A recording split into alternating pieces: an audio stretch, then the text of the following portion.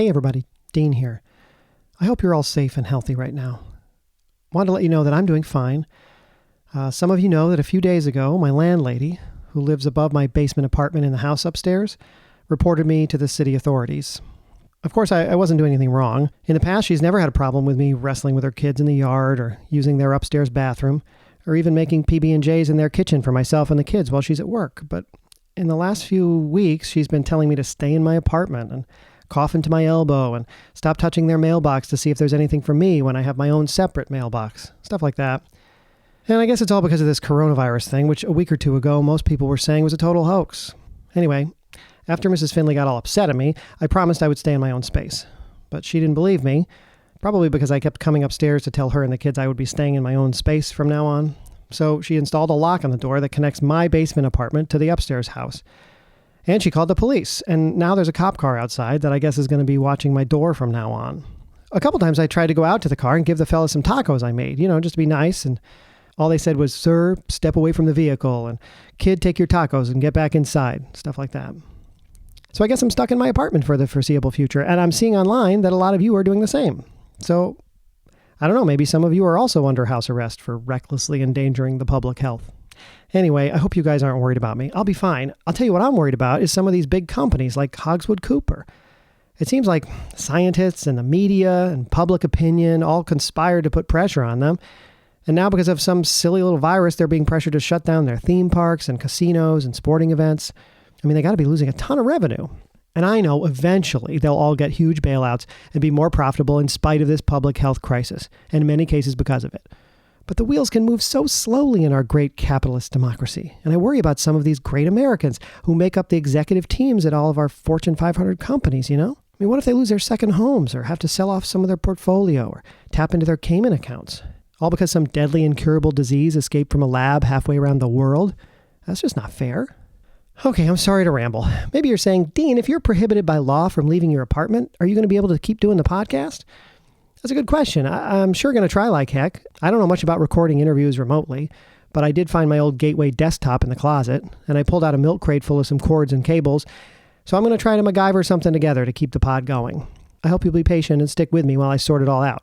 In the meantime, I do have one more regular episode of The Corporation that we recorded in the studio last week before all this happened, so you'll get to hear that one today. I hope you enjoy it. And then in the following episodes, the format may change a bit. Those will start next week, or maybe the week after, depending on what equipment I need and whether those officers outside are going to allow me to receive Amazon deliveries or not. All right.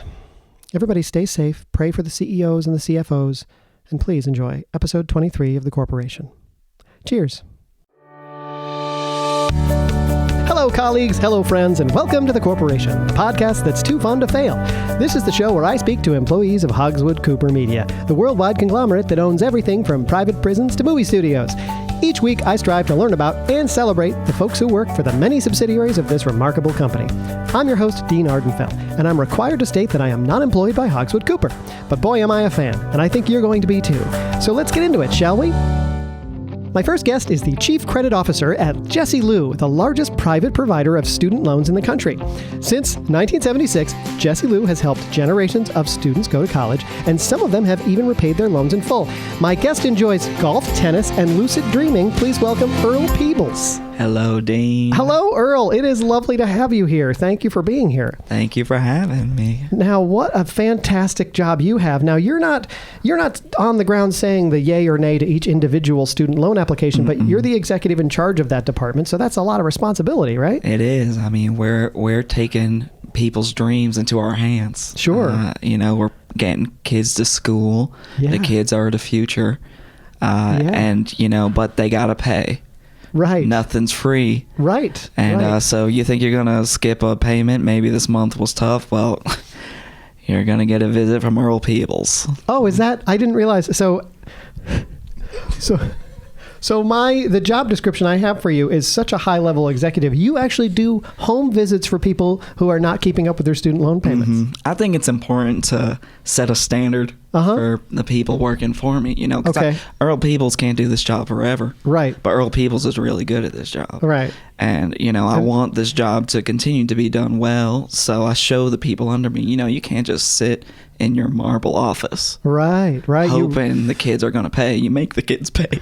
So you make roll the up kids your pay. sleeves and you even if you have to, get in the car and drive 80 miles to go I don't knock on some drive. kid's door. I walk. You walk. Mm-hmm. Is that so? Because it makes me mad to walk. I see. So you show up with a vengeance, as it were. Absolutely furious. Interesting. Now I've had my share of college debt, but I've never had an older gentleman show up in a suit, rageful, and knock on my door and demand. Now, how does that usually go? I'll tell you what, you pay. You do. They pay. They do. Immediately, usually in cash, coins, Really? whatever they have around the house. I'll tell you what, think about it. It's kind of like a Candyman situation, right? Okay. I'm not going to pay this month. I'm not going to pay this month. I'm not going to pay this month. You say it that third time. Yeah. I rise out of my chair like a pony at a rodeo. All right. So you will let someone say, I'm not going to pay this month 3 times in a row, but then after that, it sort of magically, like Beetlejuice, transforms you into an angry, vengeful person. Yep. And, imagine you have to walk 100 miles to get the $99 a month that you are owed. I don't care that you studied English. Right. What? You think that your socioeconomic status is gonna make me feel bad for you? No, I pulled myself up by my own bootstraps, boots that were bought for me by my father, and his father, and his father's father. We've been getting money from people. You remember in the Bible? The story about the tax man? People coming around. Struggling to keep up. Yep. So many references. Yeah, well, Jesus, he was out there and people were having to pay taxes. Yeah. And Jesus was like, don't do that. My ancestors were the tax people back then. Really? we did do that, and guess who's still here? Wow. Okay, so you can trace your lineage all the way back to, let's say, 35 BC. Am I getting it right? Okay, cool. Because we're still here. Jesus is dead. So sure. I mean, there's so many things I wanted to interrupt and ask things about, but I didn't want to stop you. But let me just backtrack a little bit on my line of questioning here, because you said that you walk up to 100 miles. And one would assume in the suit that you're wearing now. Oh yeah. And you're a high-level executive. What happens when people need you for meetings, or they try to reach you during that time? I'll tell you what. They either sink or they swim. So you're essentially empowering others. Absolutely, make your own destiny. No handouts. No handouts. No handouts. You pulled yourself up by your father's bootstraps, and others should do the same. It's not my fault your daddy ain't rich. What do you want me to do about it? Help you? No, you signed the paperwork, and if you read the small print, it says. It warns you. It's kind of like one of those old chain messages, like if you don't share this with 10 people, like a little girl drag you to hell. You're the little girl. I'm the little girl. I see. Earl Peebles. They didn't forward the email, and that's now they're being drugged to hell by Earl Peebles. But it's not hell. It's being a functioning member of society. Sure, it's paying your debts. Yeah, the metaphor isn't exact. So exactly. I'm a good guy. Incredible. So I hesitate to do this. I'm thinking maybe you could pull the mic away from your face just a little and maybe give us a demonstration of what happens when you knock on someone's door with all that 100 miles of walking rage in you, because you seem like such a calm man. Yeah. But I'm assuming this is not the energy you bring to the doorstep. Sure. So what does that look like? I'm going to take a sip of molasses real quick. Yeah, I wondered what that sludge was in the cup next to you. Straight. I've just said to you, let's say, I'm not going to pay my student loans. I'm not going to pay my student loans. I'm not going to pay my student loans. You've shown up on my doorstep 4 or 5 days later. And what happens? I'm going to narrate this while it's happening. He's vibrating with just the power of 1,000 suns, turning red. I feel like it's like a visible heart failure. That's what it looks like to me. Give me your money, Henry. Okay. Seems like... I will rip money out of your skin. Okay, interesting. Now imagine that coming from behind you while you just got out of the shower. So you're getting out of the shower. You're thinking, I got an extra $99 in my pocket because I didn't pay my debt this month. And well, guess who was in the shower the whole time? So you're timing it like you you're like hanging out outside their house until you see them get in the shower, and then you you let yourself into their house, and then you do that. Yeah, I'm a master lockpick. Wow. You got to be in this business. I mean, get in people's houses to get your money.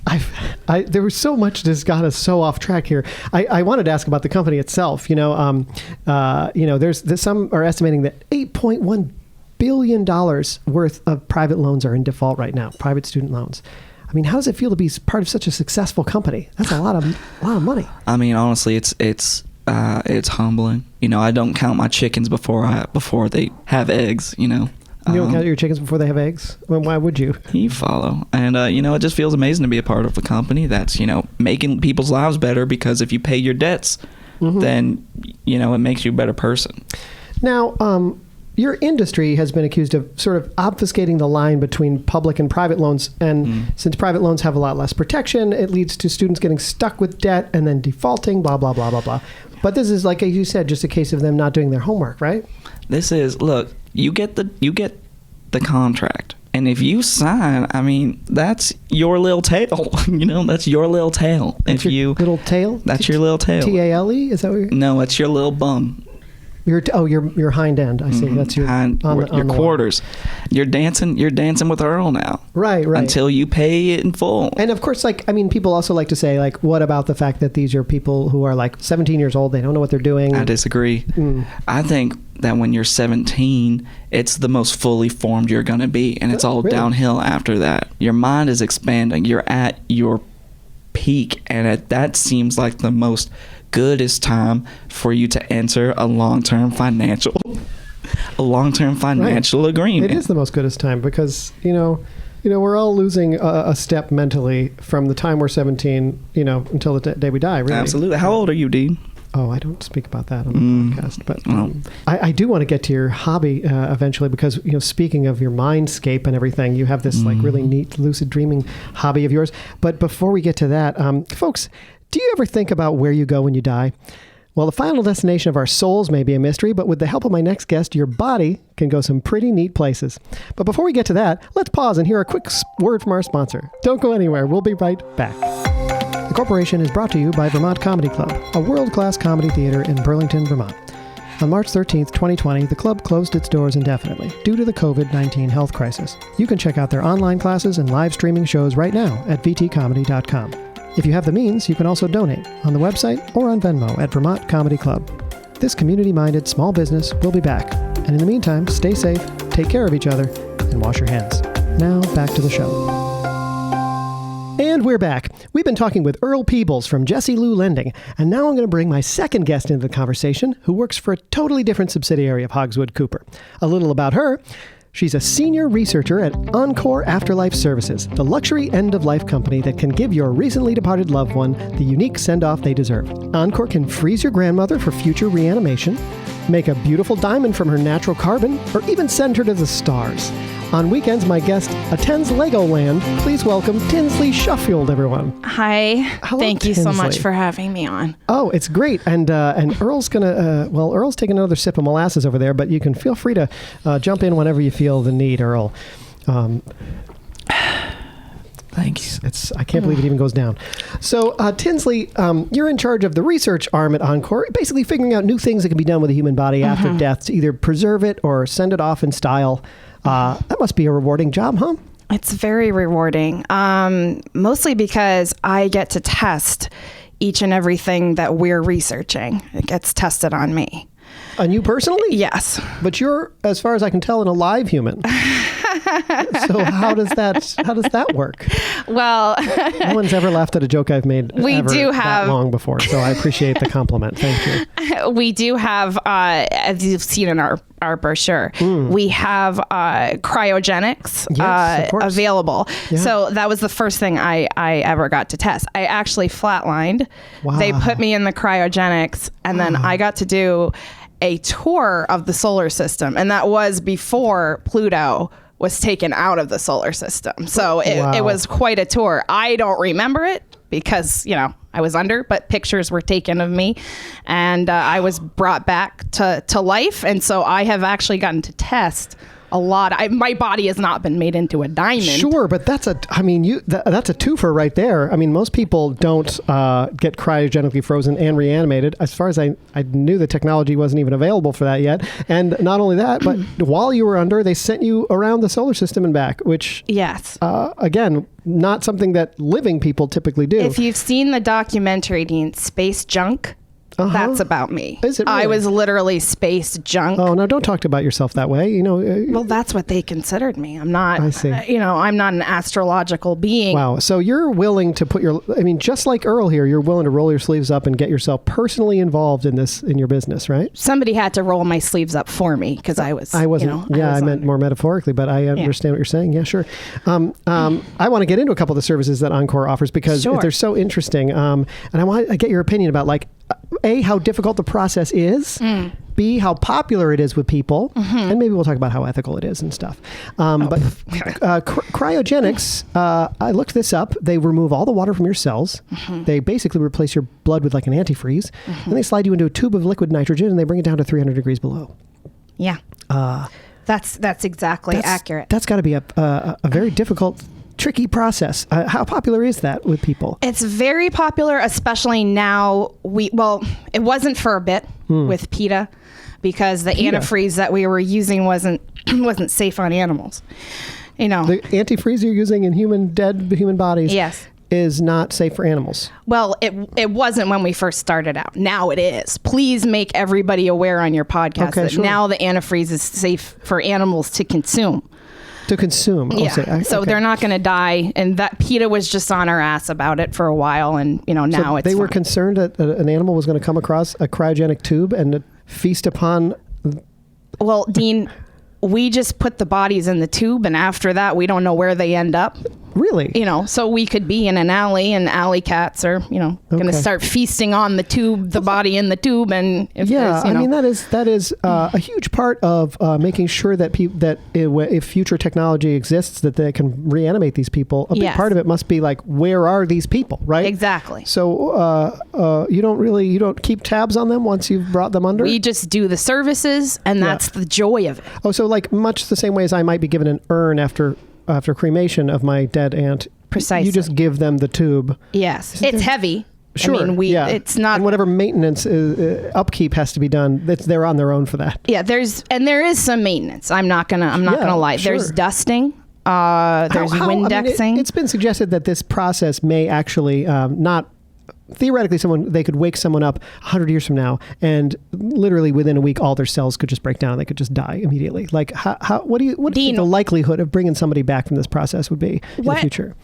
Do I look like my cells have died? Oh, that's right. You've done this process. Yes. I look like the crypt keeper? Incredible. No. I look gorgeous. My tits have never been better. Wow. And I've been put under I don't know how many times. You've been put under more than once. Oh, well, it took some testing. We had to make sure that the antifreeze that was pet safe still worked just as good as the original antifreeze. It does. Are you their only? Stings. Are you their only human test subject? Yes. Maybe. That's why I'm the senior. I'm getting a bunch of wows from Earl over here, and I'm just loving everything. At one point, Earl actually winked at you when you're talking about your physical appearance. Yeah. I'm just a human man. Sure. I got eyes. I mean, we're all humans. I got a heart too, Tinsley. Headed to the grave, really.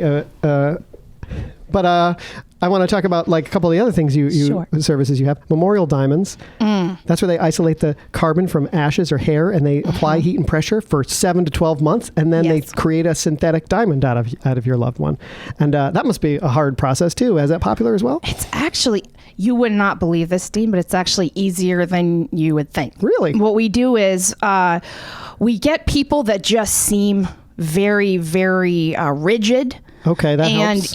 And we say, have you ever heard the term, their ass is so tight, if you put a coal in it, it would make a diamond? Yeah, of course. Yeah. We find people that actually can do that process. I see. So it's actually not that hard. You just put the remains of the person inside the anal cavity. And it takes a while. It takes about, maybe like a half a day. Depending on the sphincter and how well they've conditioned it. It's This is so interesting to me because the process, I thought it was like a huge machine that took 7 to 12 months. And you're saying it's a human man. It's 12 people in one day that take a month. And at 12 most. People. Yeah. We have people that, they can clench, tight, real hard. Tight anal cavities. Interesting. Yeah. Well, I'm going to move on to the next thing because, frankly, I think my listeners might be eating at this moment. And memorial fireworks is another one. You can pack 7 pounds of human ash into a commercial-grade firework and set it off as... These are all real, by the way. Set it off as part of a larger fireworks display. That must be a pretty easy one. It is pretty easy. You're just blowing up ash, right? No, yeah, you're just blowing up ash. Some of it is, colorful. We've actually been able to recreate the person's face in fireworks as it gets shot up in the air. Wow. That took some time. Sure. And again, I was the tester for that. I've seen my face in other people's ashes. You said ashes there, and I didn't think that was what you meant. Seeing your face in other people's ashes. Incredible. That's incredible. So, and then also you can be launched into space. There are a bunch of different packages here. You can just send your DNA up there. You can send your ashes. You can send your whole human body. You can orbit the Earth, or you can go out into the stars. And you've done it personally. And, I've seen only like 5% of missions, these missions result in failure, completely destroying the sample in a fiery explosion. So that must be a tricky conversation to have when you've got, the remains. Can I be honest with you? Sure. Of course. That's what this is for. We have the conversation. They don't need to know.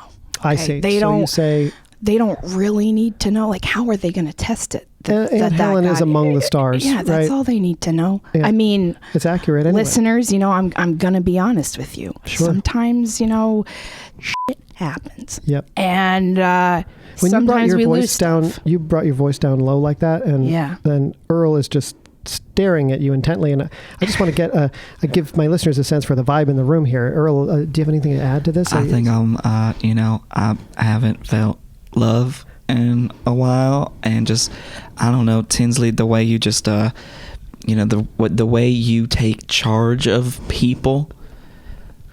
I don't know. I admire it. I mean, what we have here is 2 guests who, Earl, you take charge of people in the living world, and Tinsley, you are not afraid to take charge of people after they're dead. Not at all. And I will tell you this, Earl, that everything that was frozen has thawed in my body. So if you ever want to heat me up, another way. That is it's all thawed out down there.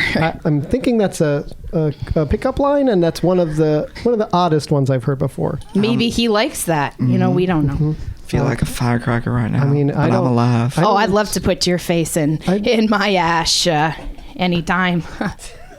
I don't ever expect that my guests will make this kind of connection, but when it does happen, it's quite exciting. What's really interesting, that I really definitely want to get to, Tinsley, is that I know that you and your team, they work backwards. So you just kind of do things to human bodies to see what can be done to them. Mm-hmm. And then it's up to your marketing team to find a way to turn it into a product and spin it as like a sentimental thing to do with your loved one. What are some of the things you were just doing to human bodies to see if they can be preserved or destroyed in new and innovative ways? Well, okay. So you mentioned that I love to go to Legoland. We tried to put people's ashes and make them into the form of Legos, but interesting. The problem was that we couldn't get the compound to be strong. I imagine that a binding agent would be very important in that. Exactly, Dean. And so we just had these toddlers just sticking their relatives in their mouth, and the ashes were just falling apart, and we were getting sued. It wasn't good. So yeah, I mean, you win some and lose some for sure. Yeah, exactly. Yeah. And we lost a lot in toddlers' mouths. A lot of relatives, good relatives, were lost that way. And so, are there people who sign their dead relatives up for the sort of like testing wing of your business? Just that if they want to go the cheap route. I see. If it's like, let's say, Dean, that you had an uncle that turned out to be a pedophile. Okay, you don't really necessarily want to pay a lot of the money, to do the whole service. I mean, we would take them on. I mean, in many ways, my dead uncle pedophile ending up in a child's mouth is maybe not the most. No, you're fulfilling his dream, and not. Yeah, I could see how that would be. Let's not give him that, okay? Sure. But I do understand that you want that person to have an ignominy. What's the word? Ignominy? ignominious end, right? Yes. Sure. So are there other things that you've tried with people? Oh my gosh. This is also, it's a little blue. But sometimes people were like, well, this person was really attractive and I never got a chance to have my way with them. Oh dear. But listen, that's not what we do with the body. What we do is we burn down the ashes and we make it into a strap-on. And then you can actually say, I actually did consummate the marriage with this person, or consummate who knows what with this person. And in this scenario, would the deceased have given their consent for this to happen? Man, that's a gray zone, and maybe that's something I got to bring up with my superiors. As gray as the ash you used to make the dildo with. Exactly. We do dye it, though, because gray dildos is just... that nobody wants that. That's like an elephant trunk. Who wants that? I have if I may. Of course, please. I have a pitch. So those toys, you put water on it and it grows into like an animal. It grows into an animal. Yes. Could you do that with ashes? It grows into the person. Well, like a little mini baby dinosaur, version. Right? No. Full size. You ash me. You put me in a little thing. You put water on me. And then I grow. And I'm like a 5'7", like a doll. Oh, my God. It's like taxidermy, but for your loved ones. Reconstituting them into a real size version of themselves. And those little pills, you're onto something, because those little pills, they make you into like, the little animals are like sponges. Mm-hmm. And then you could take your loved one and shower and... Well, I mean, you just must sit around like this all day coming up with interesting things like this, right? I want to take Earl on. You want to take Earl on? Research, well, in more ways than one. Calm down there, Goat Rodeo. Goat Rodeo, is that what you said? You're gosh darn right it is. Okay. It's like I've been seen. Let's say, Earl, could you ever see a day when you retire from helping students to get the education they need by slamming your fist against their shower door, and move over to find a nice lady to settle down with and potentially get involved in afterlife care? I mean, we're talking about dreams now, and I see myself giving up the life one day, just retiring to my molasses farm, and so that's where that's coming from, is you have your own farm. I make it myself, homebrew. Interesting. But I could see myself pivoting, sure, different. Maybe Tinsley takes me on as an apprentice, as a lover, and we build upon what she is already so firmly established. Right. And we take over. How do you feel about that, Tinsley? I'm ready anytime you are. I mean, wow. I would love to do research with you. Yeah, I would like to do research with you. Massive research. Voluminous. Okay. I'm going to try to get you guys to look at me for a second here while I talk. But I real quick, I want to touch on, you both have these interesting hobbies. Earl, you've got, you just put down lucid dreaming, which is, for my listeners, it's when you're dreaming, but you know that you're dreaming, and sometimes you have control over what happens. So always for me. And so what's attractive as a hobby about that to you? I just meet people I've always wanted to meet. All right. So I have lunch with Devin Sawa. And who is that? So it was just such a specific name pull that I'm not a super educated person. I'm just curious who that is. Yeah, Devin Sawa was a heartthrob in the 90s. Oh, okay. And he starred in my favorite film, Final Destination. Gotcha. Which is all about kids meeting their demise. I wanna just hang out with that guy. You got a real sort of fascination with death and dying and your final destination, as it were, which really connects to what Tinsley has been talking about. Yeah, this whole time. It does. It seems like it's all coming together. And you ever have a dream about Devin? Who is it? Devin Sawa. Well, I'm remembering Devin Sawa from. He was a little younger. He was in Now and Then. I don't know if you remember that movie. Wow. Now and Then. He was younger, and he did have, there was a whole scene where he was naked and running down the street. And I remember those little ass cheeks jiggling down the road. And sometimes when I'm deep in research and I'm just kind of getting a little depressed because something's not working, That's what I think about. Just those little Devon Sawa ass cheeks you could make jingling on down. A diamond in those ass cheeks. Oh, definitely. Yeah. Mm-hmm. Definitely. Sure, and it probably would only take him like 5 minutes. Right, you know? right, sure. What a tight ass.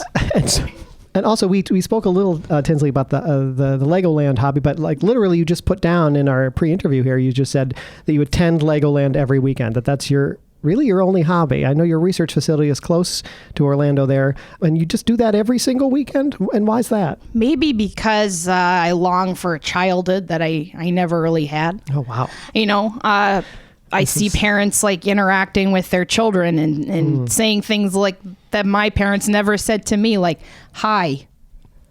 Wow. You know?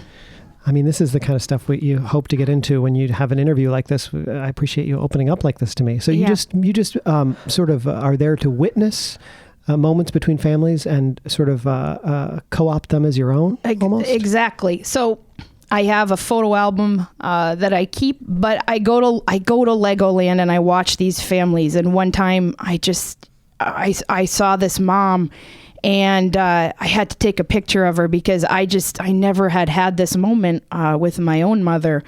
She put her hand on her daughter's back. She was touching her like up and down on the back, just giving her a back rub, and then she asked her if she had to go to the bathroom. And my mom never asked me that. And so tell me what happened when you took a photo of those strangers. They got mad, you know. Yeah. Yes, the daughter did have to go to the bathroom because me, peeking around she wet her pants. And I feel bad about that. I did not capture that moment with my camera, but I was banned for a little bit. But it's burned in your memory, though. It is. And you'll keep that until the day that they put you in a tube. Or how do you want to go? What a great question. How do you want to die, and what do you want to happen after that? I think after I die, so I'm dead. Sure. I would like every single limb of my body to be used in different ways. So I was thinking my leg, golf club. Okay, sure. And maybe my other leg, hockey stick, something like that. So maybe my hand is a tennis racket, and maybe my other hand is a badminton racket. I was never sporty when I was younger. You're thinking after death, if I can live out the life of something valuable to a sporting event. Yes. And I was thinking my head and torso kickboard for those little kids that are learning how to swim. Oh boy. I'm already floating.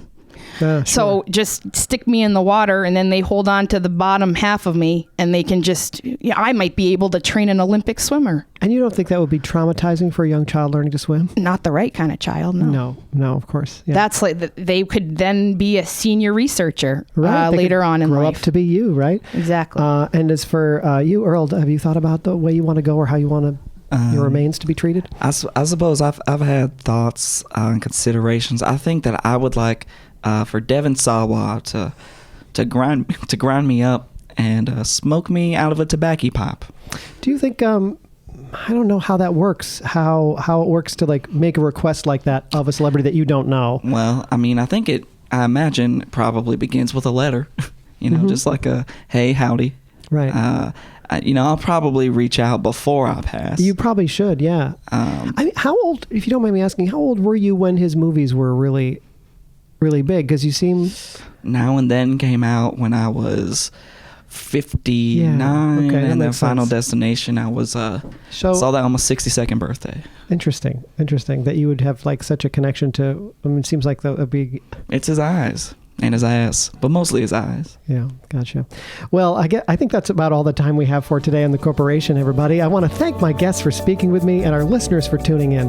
Don't forget to subscribe, rate, and review, and email me at deanardenfell@hotmail.com. And remember, Dean Ardenfell is not and has never been an employee of Hogswood-Cooper Media or any of its subsidiaries. Cheers. Thank you both very much. And I see that you're both holding hands across the table, and I'm just going to go, okay? Please leave, yes, Dean. And turn off the light. The Corporation is a presentation of Unicow Media. Dean Ardenfell was played by Nathan Hartswick, Earl Peebles was played by Ash Diggs, and Tinsley Shuffield was played by Meredith Gordon. Subscribe to hear new episodes every Tuesday on Apple Podcasts, Spotify, and wherever else you listen to podcasts. For more great stuff, follow The Corporation Podcast on Facebook and Instagram, and check out thecorporationpod.com.